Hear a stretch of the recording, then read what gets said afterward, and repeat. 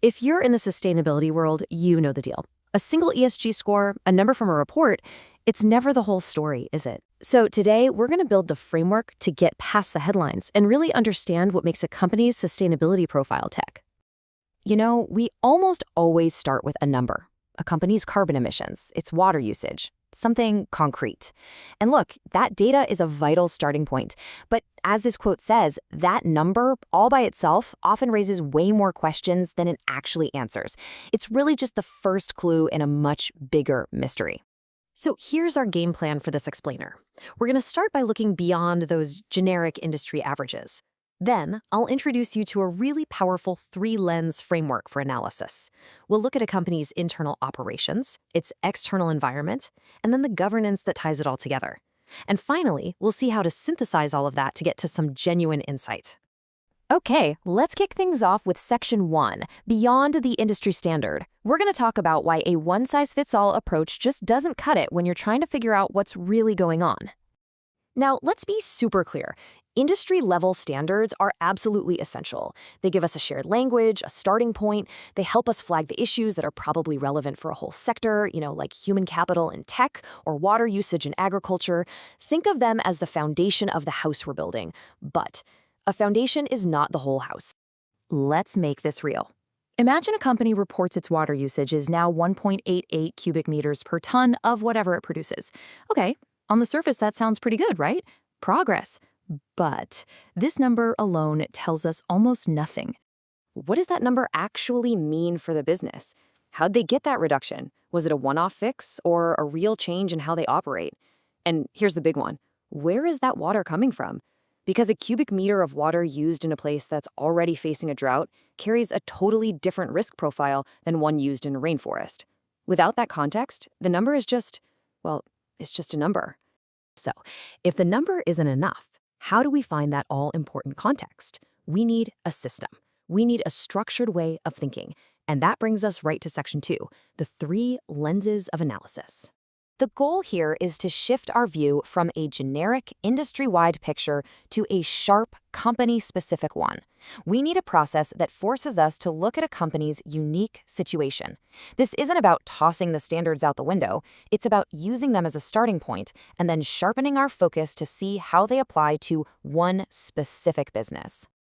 And this is how we're going to do it. We're going to look through three different but connected lenses. First, we're going to look inside the company at how it runs. Second, we'll look outside the company at the world it has to deal with. And third, we'll look at the leadership, the bridge where that internal world meets the external world and where strategy is actually made.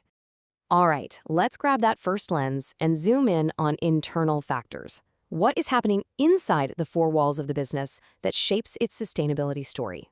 It really boils down to two fundamental questions. First, what does the company actually sell to make its money? That tells you what its core business is. And second, what does it need to create those products or services? What are its main ingredients? Is it raw materials, specific tech, or its people? Okay, check this out, because this table makes the point perfectly. We've got two electric utility companies. Similar revenues, right? You might just lump them together. But hold on, look closer. Company A makes a big chunk of its change from transmission services, the actual power lines. Company B? Nope. They're all about generating the power. Same industry, but fundamentally different business models. And this is why context is king. For Company A, the resilience of its power grid to, say, climate change is a massive financial issue. For Company B, which doesn't even own any transmission lines, that whole set of risks is basically irrelevant. A generic industry checklist would completely miss this nuance. And the same idea applies to what a company uses, its inputs. Let's say a company decides, you know what, we're going to outsource all our manufacturing. All of a sudden, its own direct greenhouse gas emissions, poof, they plummet. But has its risk gone away? Absolutely not. It's just shifted. Now things like labor conditions and environmental practices in its supply chain become way more important to its reputation and its ability to operate. So we've looked inside, now let's switch to our second lens, external factors, and take a look at the world around the company. The difference here is actually pretty simple, but it's powerful. Internal factors are mostly about the choices a company makes, its business model, who its suppliers are. External factors, those are the things the company can't control, but has to navigate. It's the world it has to respond to. And we can break this big external world down into four key climates, if you will. We've got the business climate, the economic climate, the regulatory climate, and of course the actual physical locations where a company operates. So, the business climate is all about the competitive arena. Are your rivals starting to compete on their sustainability performance?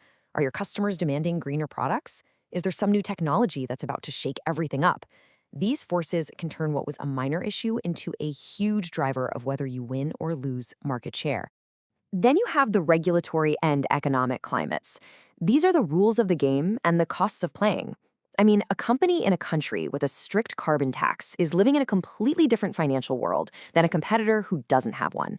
And if a company has a long history of getting fined, well, that tells you a whole lot about its culture and potential future costs. And last, but definitely not least, geography is destiny. Where a company's assets are physically located dictates its exposure to everything from water shortages to floods to political risks. You could have two mining companies that look identical on paper, but if one is in a water-stressed, politically unstable region and the other isn't, their risk profiles are worlds apart. This all leads us to our third and final lens, the governance interface. This is where we look at leadership and decision-making, that critical bridge connecting what's happening inside the company to what's happening outside. Look, governance isn't just about ticking boxes on a checklist. This is the company's brain, its command center. It's where all the information from our first two lenses, the internal realities and the external pressures, gets processed. This is where risk is managed, where opportunity is spotted, and where the actual strategy gets made. So, how can you tell if a company really gets it? You look for proof of integration. Are they putting their money where their mouth is? Is executive pay tied to hitting sustainability goals? Are they treating climate risk with the same seriousness as financial risk? Is sustainability baked into their core corporate strategy? These are the signs of a company that's truly managing for the long haul. All right, we've looked through all three lenses. Now it's time for the final step, putting it all together to see the whole picture. When you combine these three views, you land on this crucial concept: dynamic materiality.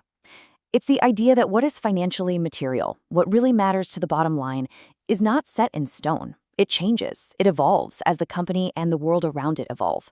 So this kind of analysis is never a snapshot, it's always a moving picture. Just think about data privacy.